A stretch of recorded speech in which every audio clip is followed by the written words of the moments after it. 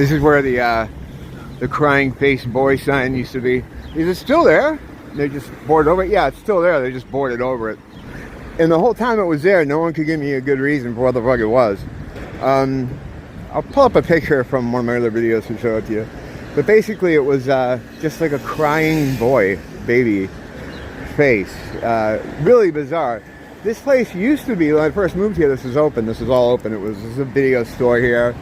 This alley here led to this back area where there was like all these strip clubs and stuff, like video stores, bookstores, together. You can probably still see down it. Actually, when I first moved here, it was I used to hang out down here because I was still going through a bit of a degenerate phase, which lasted most of my adult life. But can you see that? I don't know, it's not going to focus on it. But back there was like these, there was a strip club, a couple other kind of bars, all kind of sex stuff. This was a sex shop. And it was like, who would hang out here is like all the mahoos and like the edgy people. We used to have like real good looking mahoos here. I mean, of course, you know, subjective relative to your taste, but they would put work into it. You know, they were the real deal. You'd see them walking around, you'd be like, oh, is that a guy or girl? You know, it's pretty tall. But the word mahu has been in Hawaiian culture for ever, and what it means is it's like an androgynous type of person. Unfortunately, what they're doing, and especially in the case of the healing stones, or what you know, tourists would call the wizard stones, the Bishop Museum was trying to recontextualize that place as a shrine for transgender people, modern transgender people. It doesn't have anything to do with the original idea of what like mahus were, you know. I try to get around them, but I can't get into the robot brain. Yeah, they've always existed, and here before everybody jumped on that bandwagon, the trans wagon, which it kind of happened overnight between 2016 and 2017. I've always had friends in that air quotes community. I don't like calling anything a community, but yeah, I've always had friends pre, post, both, you know. I still keep in touch with a couple of them, but you know, close friends. Like one was a photographer for me for many years who did most of my stuff. But these guys, all these people I met through just hanging out in the clubs. We used to play at a tranny bar in Boston called Jacques. And I knew a lot of people that used to perform there. They would do like, they would perform as like female artists. Like a friend of mine was a Madonna kind of impersonator. The whole thing was about show and performance, and it was like a cool, edgy kind of thing, you know, going back to like Walk on the Wild Side from Lou Reed. You know, it was very, it was just part of that rock and roll kind of thing. But the new version of this is basically incel guys, and that term is so loaded, whatever, I hate using it, but in this case it applies. Guys that, just for whatever reason, mainly because of the world coming down on them, awkward, socially awkward, and can't get some kind of, you know, some kind of foothold in the girl scene, but their hormones are going crazy, they're very sexualized, all this stuff. They watch a lot of porn. And the thing about porn, right, is it's always, you never see, and not like I want to see it, but you never see the guy's faces, right? It's always just their appendage and the woman. Everything is from the angle of pleasuring the woman.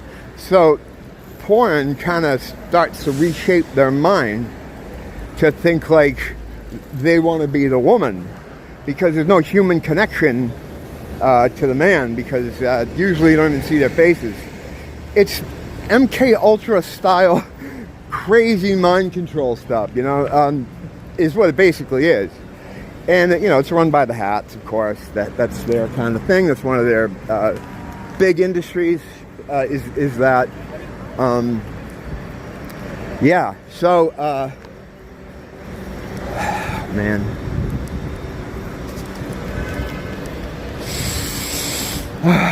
Take a deep breath. It's only because I've always seen this place as like a haven. Like, oh, I don't have to. I've always lived in, as an artiste, I always kind of lived in bad neighborhoods, even though I had like a regular job as well. All that money would, I know I'm going off the track here, but all that money would usually be spent on the art, because it's expensive to try to maintain a lifestyle in that world. But anyway, yeah. So I was in that world, and it was they were like edgy and cool, you know. These new people were, like I said, were incel guys who just, it's not their fault. Society's designed in a way to fuck them over, and to fuck a lot of young people over. This is done intentionally.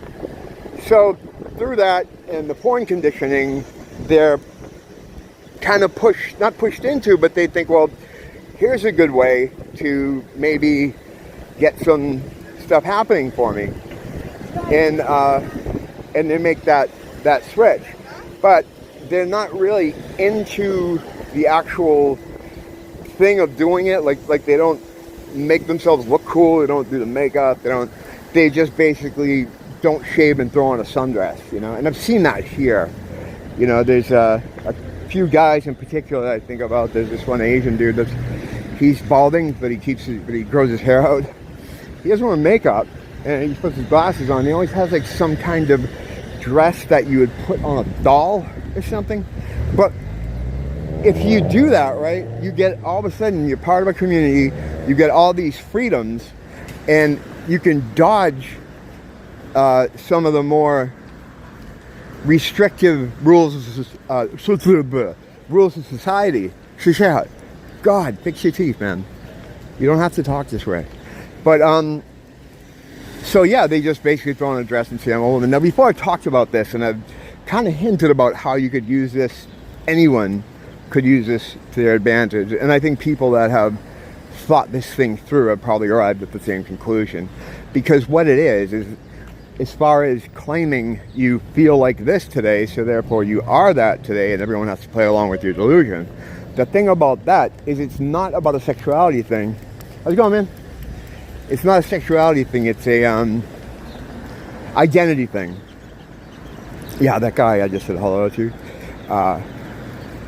My Mia used to work with him.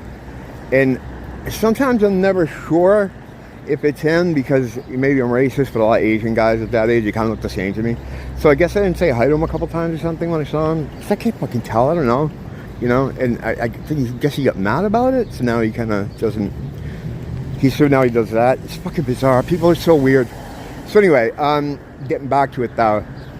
So they're like, you know, maybe this will be a way for me to get some, plus all these other bonuses you get just by saying you feel like, and that's the scary thing about it. Okay, you could wake up one day and say, today I feel I'm a woman. I feel like a woman, and you must call me a woman. And then the next day, today I'm feeling genderqueer, so you have to do this and that. And rules are laid out. And the rest of society has to go along with the rules, or you can be punished, like legally.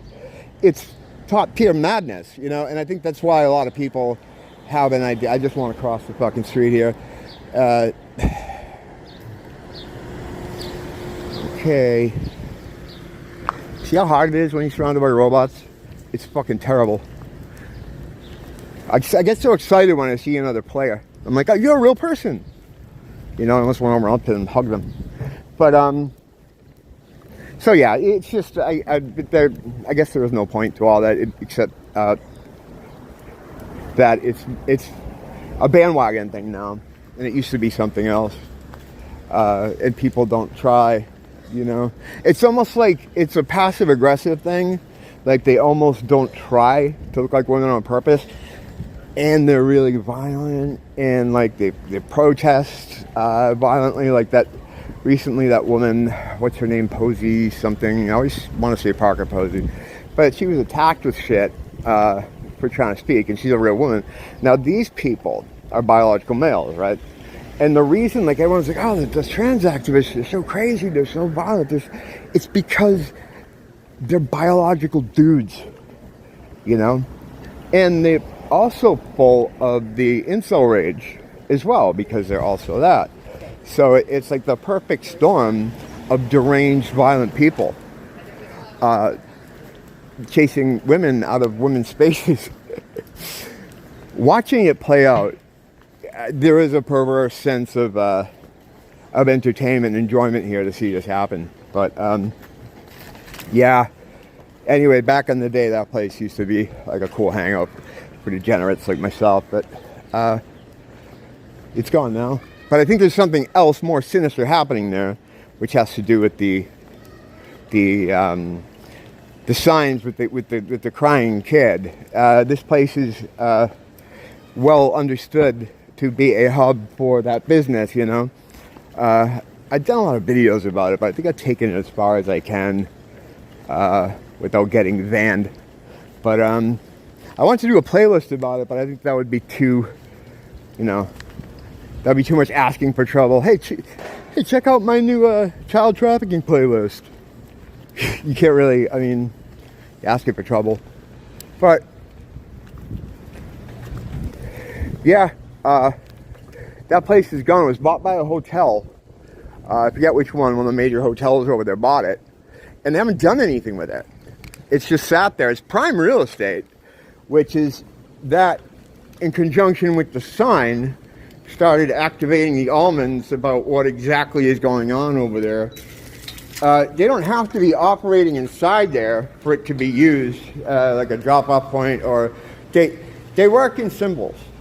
They can't use, no one's texting each other this shit, you know. They can't really do that. It's not how it works. They're not able to do that. So they have to use symbolism to communicate with each other. Like the chair in Longs, that whole thing, if you know what I'm talking about there. Whatever, I reference stuff sometimes that, you know, not everyone can be here every fucking day, but they put signs for things. The buses here, the ones with the swirls, are the ones they can use without having to talk to the driver, you know. So it could just be it could have been a marker just to let them know they're in the neighborhood. I don't know. I don't think it was an actual in-use building for anything. I pointed out the ones that I think are. Again, it's somewhere in the catalog of 800 videos. But the point being, that shit happens here. And that sign, I think, was connected to it in some way. And now it's boarded up over. A hotel bought that lot. It's prime real estate. It's kind of weird they haven't done anything with it, which for whatever reason makes me think they need it there for some reason. But then they covered up that sign. So, you know, I'm against the board with my string going like this, going like that. Yeah, just thought puri. Thought puri. Hope for your thoughts. Nice day here. Nice wind. I always like being in here in the garage because the wind comes whipping through here. The only problem is when I'm in the garage, as if you've watched the Schizo Garage videos, you'll see, like, it doesn't matter what hour of the day or where I am. Ultimately, someone wants to be exactly where I am, so I ping pong around here until I just get upset with it, have a meltdown, storm upstairs. Thanks for dropping by. Still blame the teacher, blame the school.